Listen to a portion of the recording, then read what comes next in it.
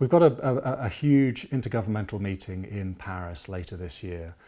The focus of the meeting is going to be on setting targets. And that's something that Scotland actually has some very positive things to talk about, because we actually have gone out and sought to try and deliver against targets. The latest figures from 2013 suggest we're now 38% below our 1990 levels. We've got a target of 42% by 2020. So we're actually a long way towards meeting what were really quite radical targets when they were set. Similarly, we've now got 50% of our electricity that we consume in the country now comes from renewables. That's been a massive increase over the last few years.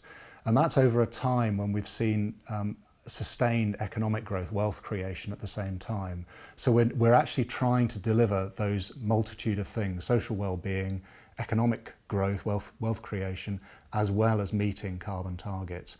And that's a very powerful statement that we can talk to the world about.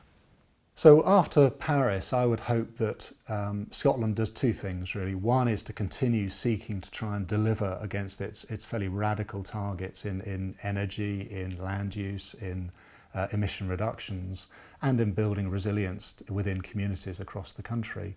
So that's the sort of internal thing, which is to carry on the track it is on at the moment. The second thing, though, is to be archly international, is to actually get out there and help countries that are equally in this position of knowing that they need to do something but don't have all the answers. So if we can, on the one hand, keep continuing to deliver at home, but also absolutely be out working with businesses, with governments, with civic society, with social enterprises in different parts of the world, both to learn from what they're doing, but also to share good practice, then I think we can take this whole agenda forward.